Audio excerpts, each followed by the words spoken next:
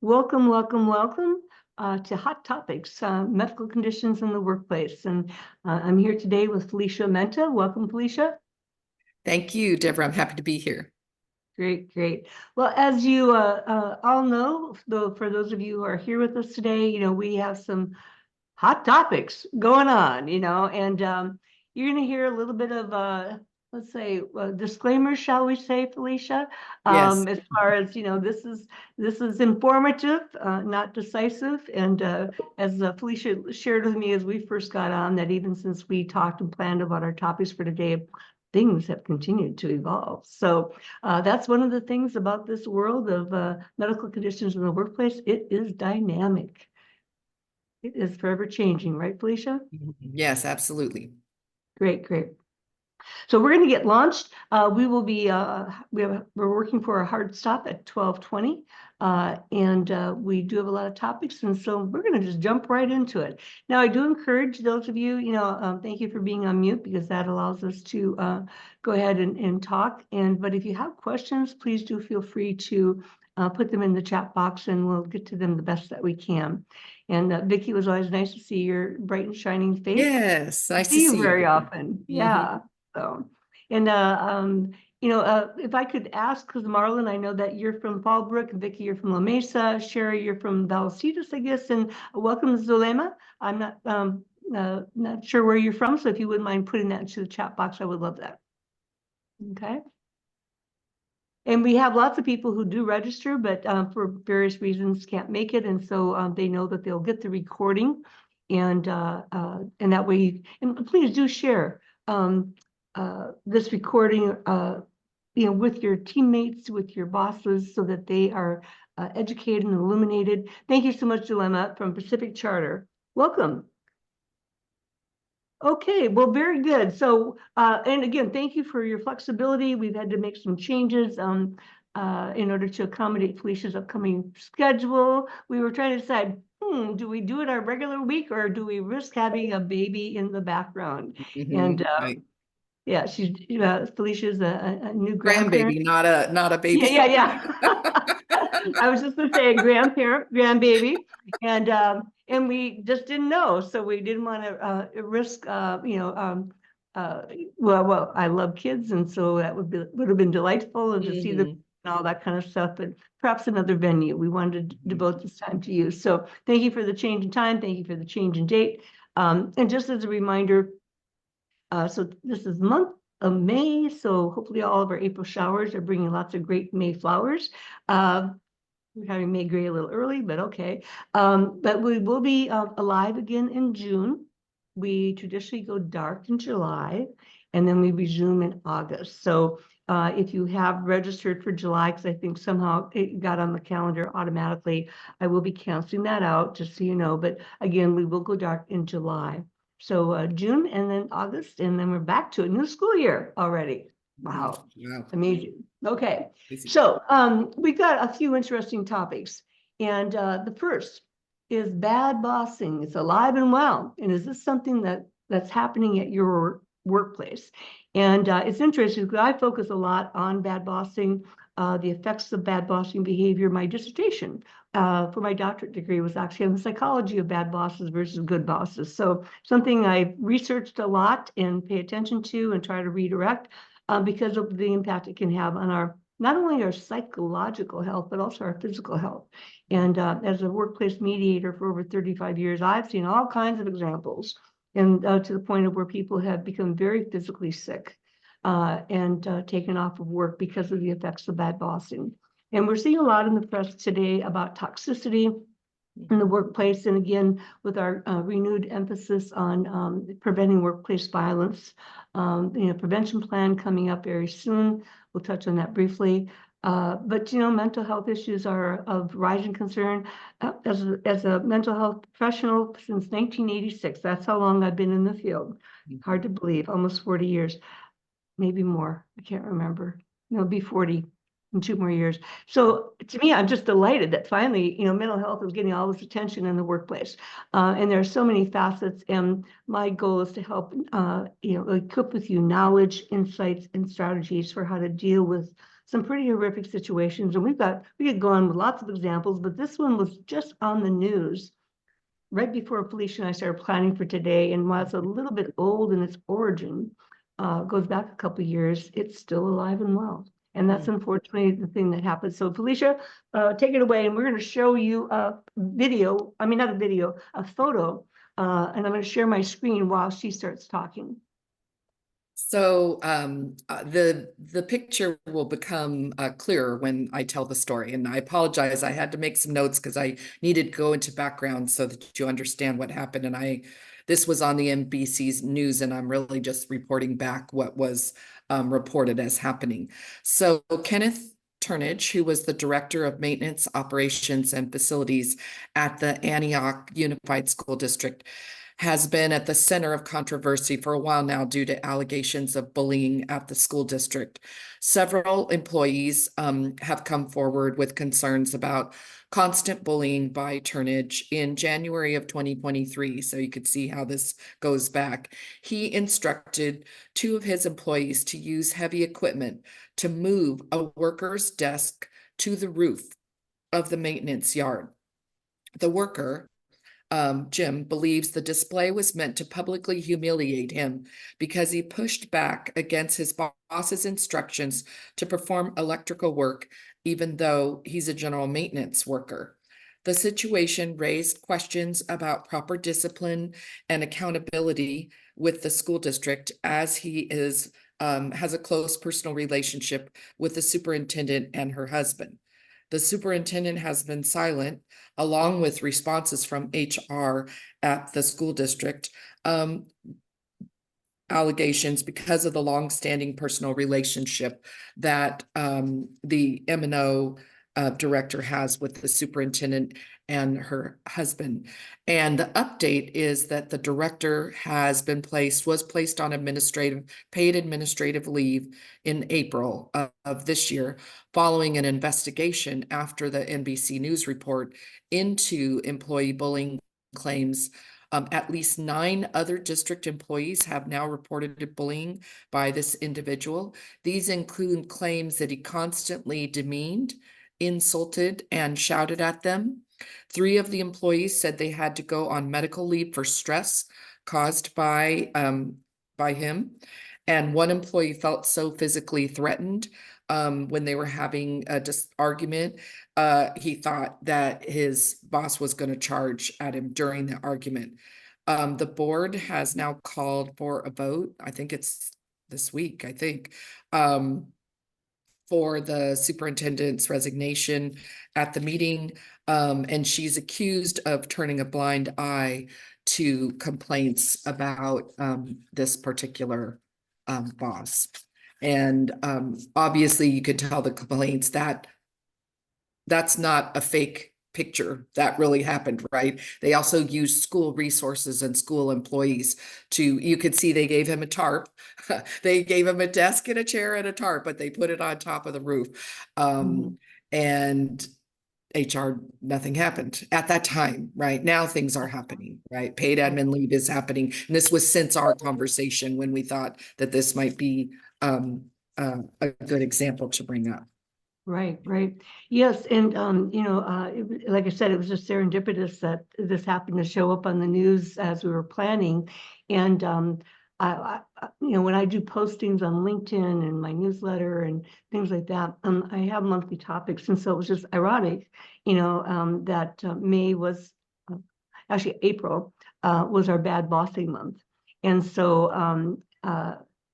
I've used this in other ways, but I thought it'd be a great topic for our discussion today, because as you can see, the behaviors demonstrated, definitely very toxic working place, very inappropriate leadership to employee behaviors.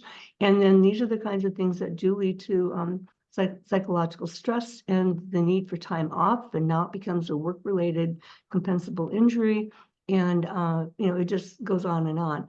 And one of the things also, that, if we were to be in dispute resolution and mediation, for a public agency to, fraudulently or abusively use public funds for actions unrelated to the nature of work, would be also, potential grounds for termination. And so if not actually terminate on the spot. And so as Felicia mentioned, other employees were used, district resources, equipment were used. I'm sure this was done in the middle of the night. So therefore overtime may have had to be paid. I know I don't know that, but there's just, the list of what not to do just goes on and on and on. And you're right, when we first started talking about this, even though this happened last year, there was no response from the school district. There from the superintendent or nothing, but I get, apparently with the NBC news highlights, it's, they can't, in a way, they cannot not respond at this point. Right. Yeah, yeah. And so again, our point in bringing this to you is, again, as a workplace mediator for the last 35 years, I can't begin to tell you, way beyond two hands, how many times upper administration has turned a blind eye to this kind of inappropriate workplace behavior. And I know, Felicia, you and I know of other situations throughout the county. And again, when you think about, again, the impact on employees when they're present at work, and then when it becomes so toxic, they can't stay at work. Now we have absentee issues. Now we have coverage issues. We have impact on delivery of services issues. Not to mention then what happens when we start talking about, the whole workers' compensation claim, and health and treatment, and the costs become exponential. And so I'm aware, of a district where there are probably at least six claims related to somebody in higher administration. And so I'm a little bit of my soapbox here. I have to say, if that was a physical, let's just say there was a physical obstruction that was clearly causing people to trip and fall, leading to various types of injuries, do you think that physical obstruction would be taken care of immediately? The answer is a resounding yes. Okay, because Cal OSHA would be all over it for not removing a risk factor. Unfortunately, we don't tend to take that same kind of mindset to inappropriate workplace behaviors, particularly from people in leadership Right. that have Management authority. positions. Yep. And this may or may not be part of all of your backgrounds, but it's sort of like I've done a lot of training and work with organizations throughout the years, at least since 2000, around sexual harassment. And so the thing is that if you provide training, you provide interventions, and a supervisor or manager still continues to behave in inappropriate ways, the supervisor manager is now personally liable. They're no longer under the protection of the employer. That doesn't mean that the employer may not have some liability, but now the supervisor or manager may be individually targeted in a claim. I see that potentially happening around this kind of issue, quite frankly. It could be a ways off, and that's maybe where the workplace violence prevention plan comes into play. Do you want to comment on that before we move on? I just wanted to add the comment. It makes me think about OSHA's requirement for all employers to provide a safe place to work. And so when you think about the 9 employees that had a variety of complaints that led to feeling they were physically going to be harmed by him, and they were so ill that they had to take off time from work, that's not providing a safe place to work, right? Right. Yeah, so I see some big things happening in our work world, particularly as we grapple with the idea of mental health issues that were already there, but they certainly get amplified when we have leadership behaviors that are so egregiously inappropriate. So, okay, I could spend all day talking on that and writing about that. So anyway, for those of you who might be on LinkedIn, I do regularly post around these kinds of topics. And so again, give tips and techniques for how you might deal with difficult conversations, difficult behaviors, setting boundaries, those kinds of things. And so feel free to follow me on LinkedIn, and you'll get my newsletter as well. Okay, another example of abusive behavior, Citibank. Okay, we just went from a public agency, school district, to a very, internationally known major financial institute, Citibank. And this is from an EEOC, Equal Employment Opportunity Commission, finding for failing to protect its employees. So let's go on. Let's see what else is happening here. So this case is also still sort of developing, I guess I'll say, but there's more information that's come to light. So I just took a lot of notes to make sure that I capture everything, because it's a dramatic example of what not to do, right? Of course. The allegations, a Citibank director, fairly high up herself, alleges Citibank failed to protect her from harassment, filed a lawsuit and an EEOC claims regarding her supervisor's threats against her and her family. Just a caveat, this is a little bit difficult to listen to, so I just want to put that out there first. She says the bank failed to protect her from her supervisor, who was the head of the North America markets, head of cash equity. So he was very high up in the bank structure. He made violent threats and abuse, this is her allegations, due to being in a culture of harassment and gender discrimination. She was the head of sales trading for all of America, for the Americas. She claims that Citibank ignored multiple complaints from her and other female employees. She outlines the threats from her supervisor, who resigned in November of 2022. So this goes back a ways too, meaning this has been going on. Many male executives, she alleges, created and the bank knowingly tolerated an environment that was openly and notoriously hostile to women. She alleges she was coerced into having a relationship with the head of the North America markets for years. She felt she could not raise her voice because he threatened to harm her and her children. Her supervisor's behavior turned violent with excessive use of alcohol and drugs.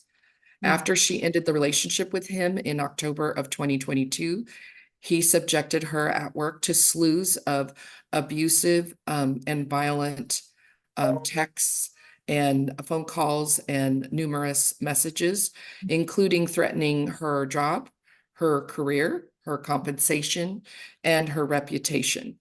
Quote, "I'm going to set you on fire." Quote, "Kids, no kids, I don't give a blank." Quote, "I plan to burn it all down." Quote, "Your children will have no future with a blank like you." She complained to HR and attached screenshots of the text messages that she was receiving. Citibank chose to overlook numerous red flags about her supervisor's conduct, and she's currently on leave with the bank. She alleges that the abuse in the hostile work environment left her with post-traumatic stress disorder, depression, memory loss, and conditions that have made it unable for her to continue working at the bank per her doctor's notes. Even though Citi was aware of the supervisor's heinous conduct on his way out, because he is gone from the bank now, they praised him on the way out, and Citibank did not respond to any of her complaints until she filed a lawsuit against them, and that took, a year. And the one thing, there was some additional comments that I was just reading online this morning, that there's additional information that's come to light.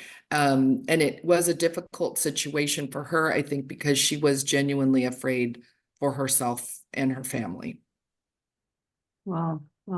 But apparently there have now been others that have come forward with similar complaints, not just her supervisor, other supervisors, about it being, sort of like a culture, right? That it was part of the culture. Wow. And so, how long has this been going on? It dates back, the relationship ended in October of 22. So the relationship, it does not, in my notes anyway, it didn't say when it started. And he resigned in November of 2022. Okay. But her But claim is going on, I imagine. yes, right. The EEOC, this lawsuit is still in litigation, right? Meaning there's more to come on it. It's just, that's where it is today. Mm-hmm. Okay, okay.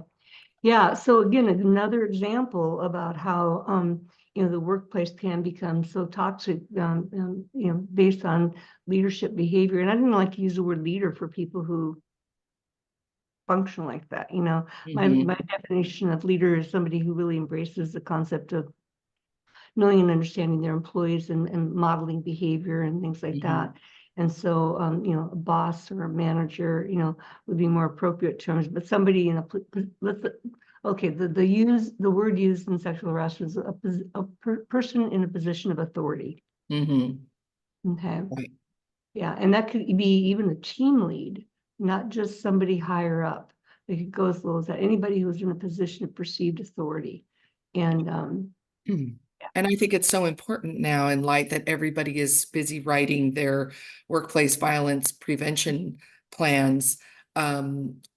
Both of our examples today probably speak to that, right? These are the violence prevention plan is for violent events from others coming on to your campus or your place of work, but it's also your coworkers with each other in your place of work, right? Right. I don't know if you have this off the top of your head, maybe you do, but I know in our past episodes we've highlighted the 4 key areas that are identified by the prevention plan. Do you happen to remember those or not? Because we talked about external sources. It's of also violence. employees that are in a relationship, so a spouse or a family member that comes on to, so it's outside people that come onto your campus to do harm that are completely strangers.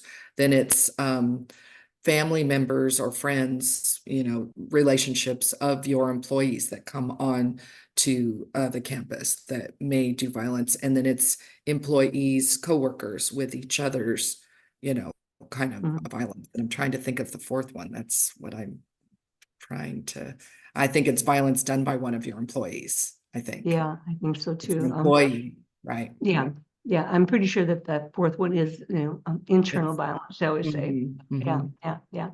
yeah. And one of the things that, it just dawned on me, and maybe our participants may or may not know this, because, we do a lot around the interactive process around medical conditions in the workplace, because that's the predominant use of it. It has, almost everybody has a medical condition at some point in their life that may impact their ability to work, short-term or long-term.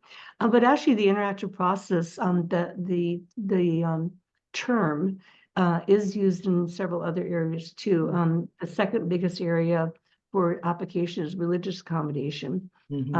So that does come up a lot, but it does, and particularly over COVID, it did. But then also in the potential for domestic violence, and this is again among employees who are in relationships with each other, and let's say the demise of their relationship takes a negative turn and can result in adverse or psychologically or physically abusive behaviors in the workplace. And so that's another way of using the interactive process meeting.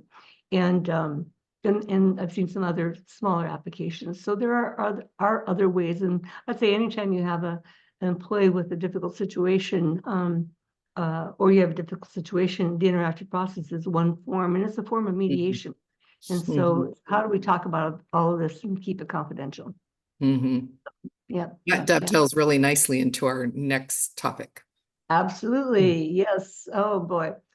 Okay. What it means to getting pregnant. While working. Okay. Getting pregnant while also working in today's workplace environment. And so we have some updates on the Pregnancy Act, but also with all of the political stuff about abortions. And so we're going to keep it light because that's a whole nother topic. But again, our goal is to keep you informed about hot topics, and that's certainly one of them. So, okay, Felicia, what do we know about the updates on the Pregnancy Act? So the EEOC, because this has been evolving and it's just now been finalized, it's going to take place in the middle of June of 2024. So this is coming up. So the EEOC finalized its pregnancy accommodation rule. And this has been the much anticipated regulation, which included abortion under the list of related medical conditions covered by the Pregnancy Workers Fairness Act. And the EEOC announced its final rule clarifying that abortion is included under pregnancy, childbirth, or related medical conditions that are protected. And employees are entitled to the law's provisions, even if they have not worked for the employer for a specific length of time. And the EEOC said the rule is scheduled, it's published, and it will take effect in the middle of June 2024. So Congress passed the Pregnancy Act in 2022. So this is the update, is adding the addition. And then the law took effect last year that requires all employers with 15 or more employees to provide reasonable accommodation, since we were talking about different uses for the Sure. interactive process, because we think of it really with industrial or non-industrial injuries, and this is one of the non-industrial injuries that it can be for. It applies to job applicants, so it's to new hires that are pregnant or have an abortion or have any of these conditions, and employees with known limitations related to pregnancy, childbirth, and other related medical conditions, absent undue hardship. Same word that we use in our IPMs for our workers' comp injuries and for our non-industrial physical type injuries.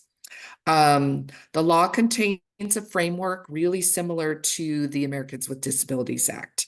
The EEOC encourages both sides to communicate, and I really loved this quote. I think it applies to any and all IPM situations, so I'll repeat it. The EEOC encourages both sides, meaning the employer and the employee, quote, to communicate early and often, allowing them to identify and resolve issues in a timely manner. That is the crux of everything. It's waiting and delaying and not addressing things right away that causes them to become very messy, very complicated, and usually highly emotionally charged. The Pregnancy Act, the rule contains several examples in the rule. So if you ever have a chance to, I can't go into all of it today because just time doesn't allow that, that employers may need to provide employees and scenarios on how the pregnancy law and interactive process can work in practice.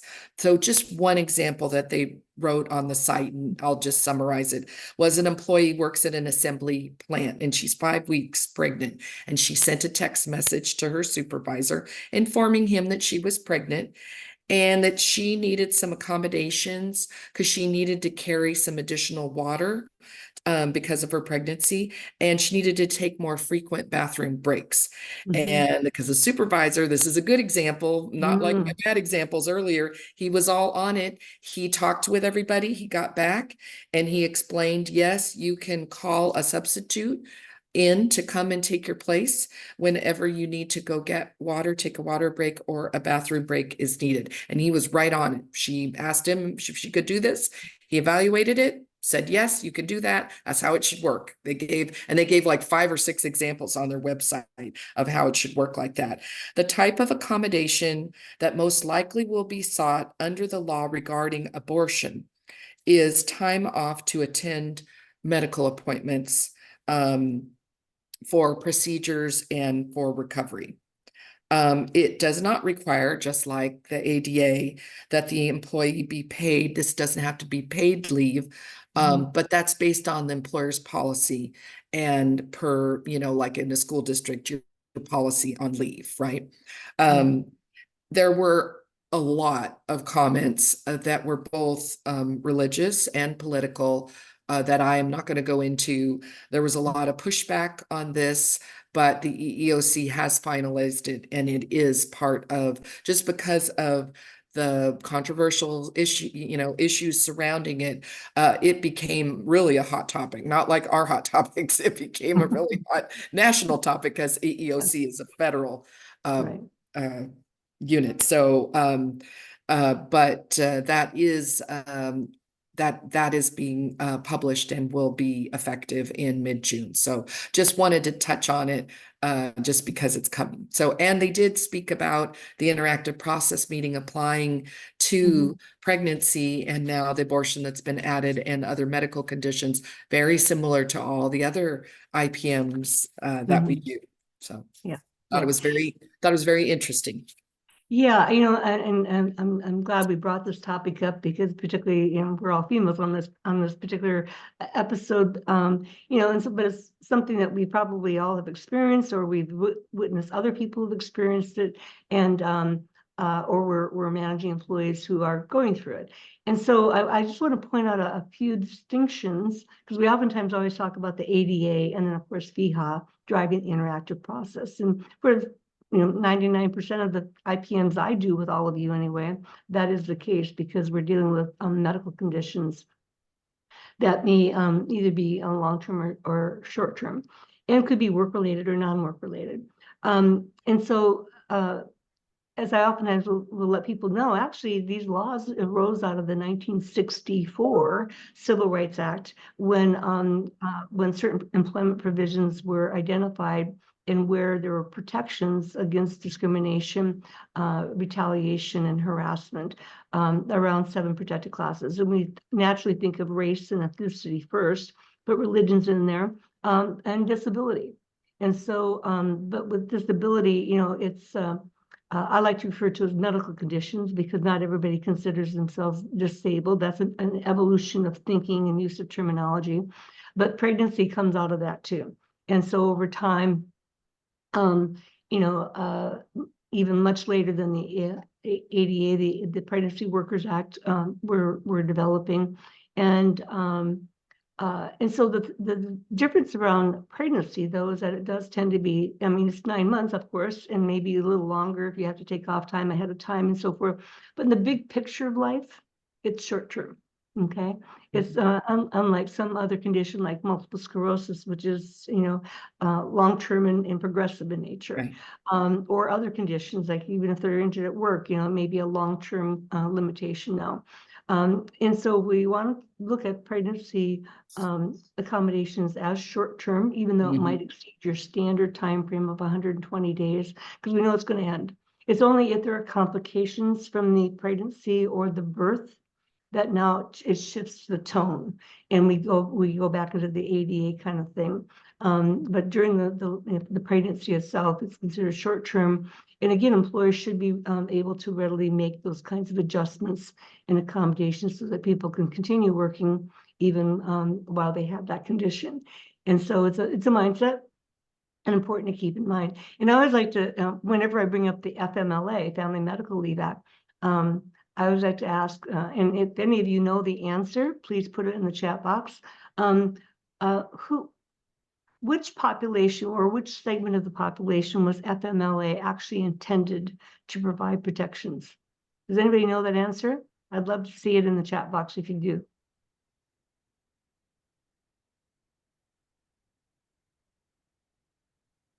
Giving a moment for anybody to chat. I'm not seeing any answers. Felicia, do you know? Was it employees in wheelchairs? Nope. Or was it vision loss? Blind? Nope. Blind? No. Okay. Nope. No, I don't know. Family Medical Leave Act was actually intended to provide protections to the fathers of children, new birth. Yes, Patricia got it. Pregnancy. Yeah. And because here all these laws were being designed for women who were bearing the children, and they got time off and all this kind of stuff. But it was paternity leave. It was. Yeah. Wait a minute. What about a father who wants to have, be involved early in the life of the child? So that was really the original intent, is to provide protections to that. But of course, we know it's where the FMLA applies to the individual who has a medical condition or has an immediate family member who has a medical condition. Yeah, and so that was really the intent. Okay. Okay. So another little trivia. We still have doors that have doorknobs, right? But then we also seen major transition in doorknobs becoming levers or push devices, right? And who tends to benefit most from that? Elderly? Is it? Actually, everybody. Yeah. Okay, it was really designed for people who had mobility issues, for whatever reason. It could be elderly, could be arthritis, could be multiple sclerosis, whatever. But how many times you had your arms full and, oh, if there's a Mhm. doorknob, you got to put everything down, pick everything up. And, oh, and Mm. something to use my elbow. Okay, another piece of trivia. Who benefits the most from curb cuts and sidewalks? Intended under the ADA to make public Wheelchair, spaces accessible. Okay. right. Um, That was for wheelchair access, but I was also thinking of, yeah. Yeah, okay. Well, Patricia, you're right. Everybody does benefit from them. However, there is a segment of the population that also tends to benefit from the most, and that's mothers or parents. Let's not be Oh, just, stroller, sexually discriminatory, but parents who have children in strollers. strollers. Hmm. Okay, so some of these things that come out of these laws actually end up benefiting everybody, and that's one thing when I'm working with employers and employees is that when we try to think outside the box and making accommodations, sometimes we can actually lead to accommodations that, while the employee is our focal point, what we come up with can actually benefit many. And I've got another story about that, but I won't get into it because we want to go into some of our local issues. But again, think outside the box, and think about, well, how could we actually change this so that other people would benefit? And because maybe what we're doing is old way of thinking. Maybe what we're Mhm. doing is not current with technology. And Mhm. and I'm in many IPMs where we look at the job descriptions like, well, that doesn't even exist anymore. Time Mhm. to update Right. your job description. So yeah. Okay, I digress a little bit, but I wanted to have a little fun and humor with a couple of examples. But okay, Patricia, keep up the good work. You know your law. Okay. So some local issues. And so we identified three things that we've seen going on recently.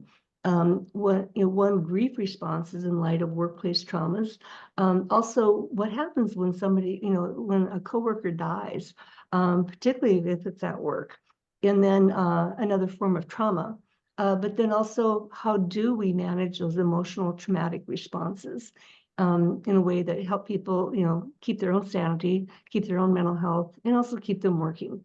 Because obviously the organization will be impacted significantly if we had massive kinds of things. And I've been trained in critical traumatic response incidences too. Unfortunately, not always able to go when I get called just because it's like, I've got another Mhm. commitment, like an IPM with you guys. So Mhm. it is an important thing to do. So, I'm curious, Felicia, because I know you deal, most firsthand with these kinds of issues with it, and I can certainly give my perspective as a mediator, a mental health professional, things like that. But let's start off with, workplace traumas and some of the grief responses that people experience, and what are your suggestions for what employers do? It's interesting because the districts kind of decide to handle these in a different fashion, but a lot of times there's a lot of thought that has to go into what kind of services there are and what kind of Mhm. services you want to use.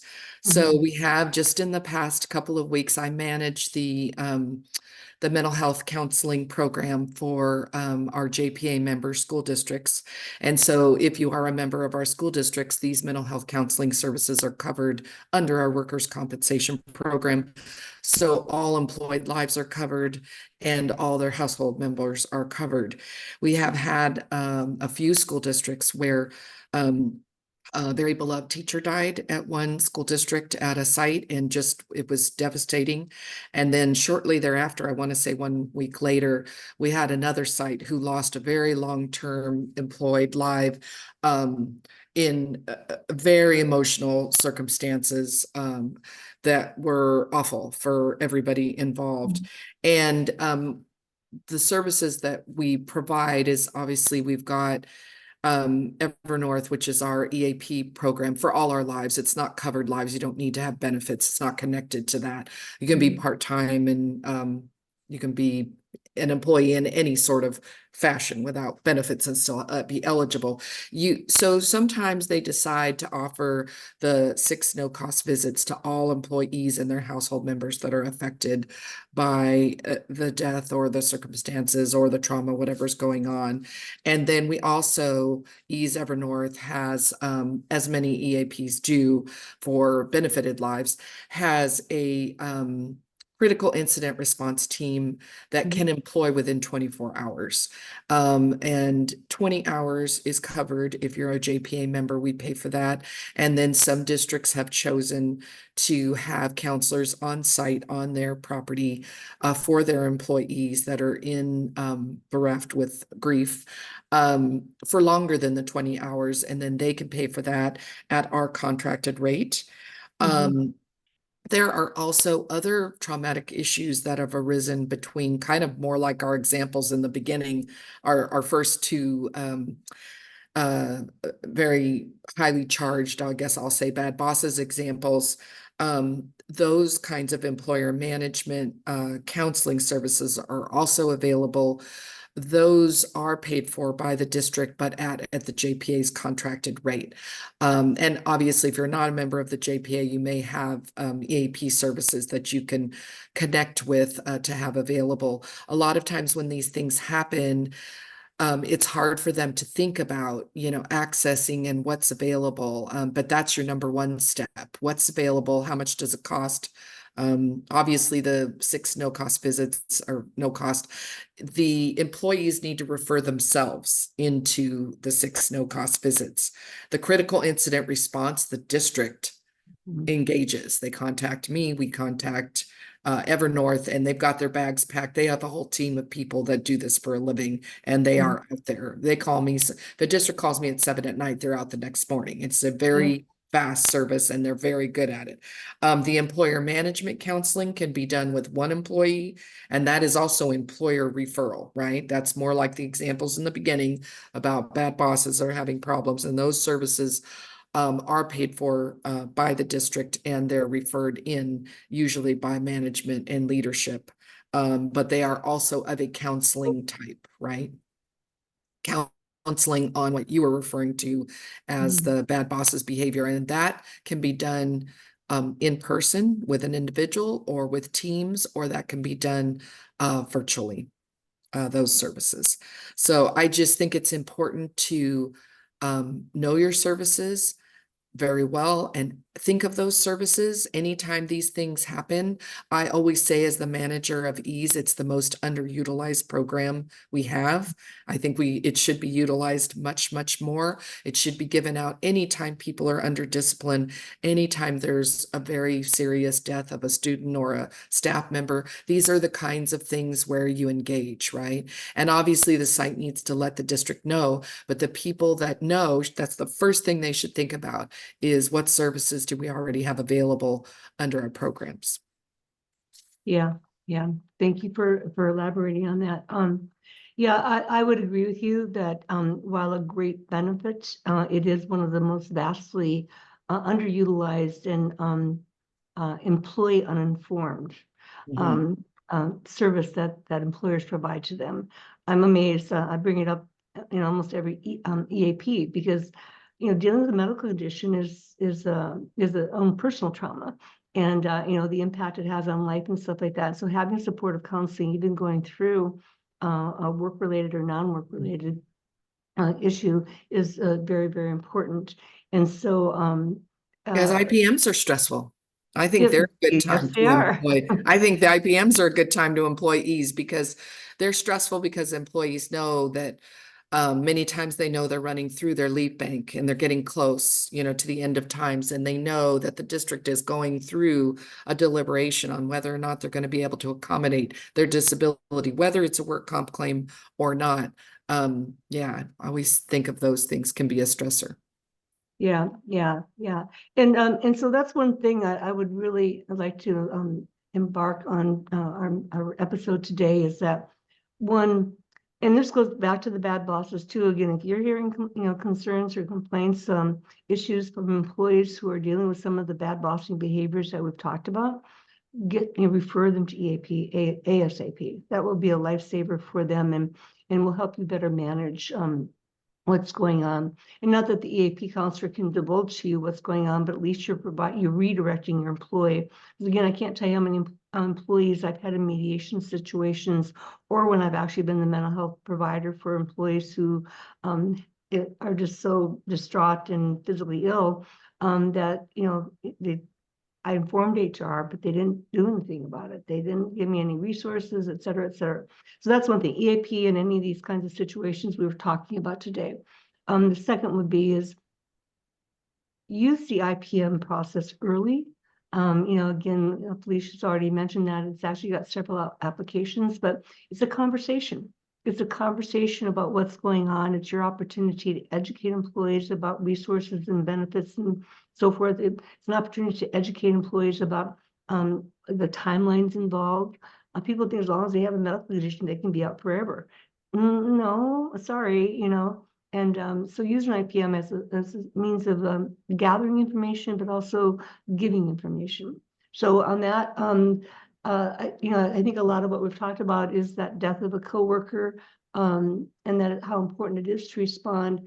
And I guess, one of the things I get asked a lot, maybe you do too, Felicia, and then we'll start to wrap up here, is that, well, what do I tell others, And so what, do you have any tips and suggestions for our participants today on how to manage those emotional responses, how to help guide and support supervisors, managers, coworkers?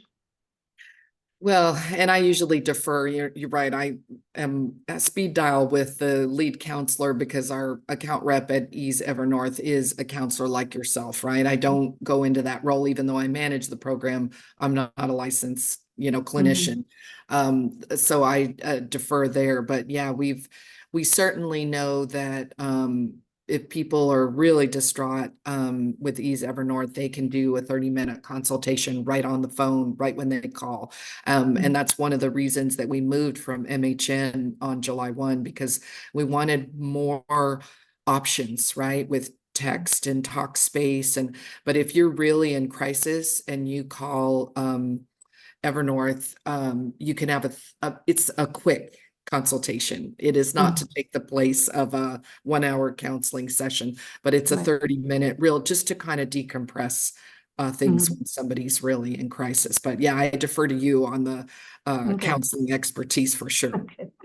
Okay. Well, I do have just a couple of suggestions for people because, that's one of the things, again, is that people who have medical conditions, people who experience trauma or bad bossing kinds of things feel very alone, feel very isolated, and feel they're the only ones that are having the difficulties that they're dealing with.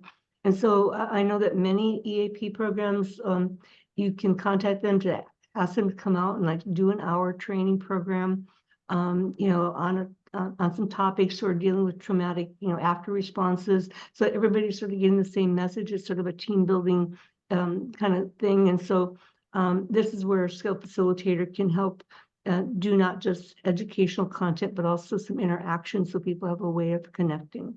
And I have to admit, well, I don't do that service or provide that service for anybody, any local EAPs. I actually contract with ComPsych out of Chicago.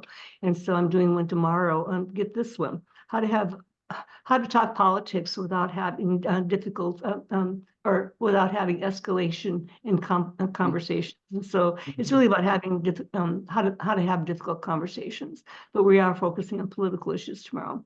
And so you can arrange for training to come in through your EAP, particularly as a group response. It can be very healing and helpful that way. But I think the biggest thing is don't ignore it. Don't ignore it. Okay. Right. Yeah.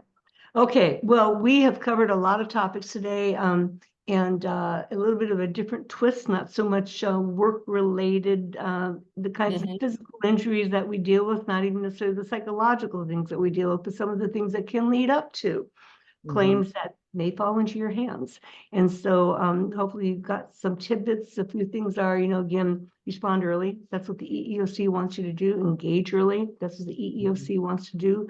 And, each person's situation is unique and different. And I know for many years we used to get, oh, that person's just too sensitive. Everything bothers them, and without an appreciation that, no, we are different, we are unique, and that we do see things differently. And what may bother you, Felicia, may not bother me, and vice versa. And so that doesn't mean that we have the right to discount that, and just think about how you would want to be appreciated, acknowledged, have your concerns attended to if the shoe were on the other foot. Because I always like to say, this too could happen to you. Mhm. And I had the good fortune of that kind of thing happening to me related to pregnancy early, not really early in my career, but still in the first third of my career. And all of a sudden, I was the person on the other side, and it really gave me insight and knowledge and compassion for what people go through. So, yeah. Well, thank you everyone for being here. Hope you found it informative. I know that Felicia's got to get going, and I don't want her to be late. Again, a reminder, you will get the recording for all of this, and wish you all great things going forth. Enjoy your May flowers, and I know school is going to end right around the corner. Usually if I have an IPM, they know the days, the hours, down to the seconds almost, that when school gets out. So have fun, and we will see you again in June. Be well, everyone. Take care.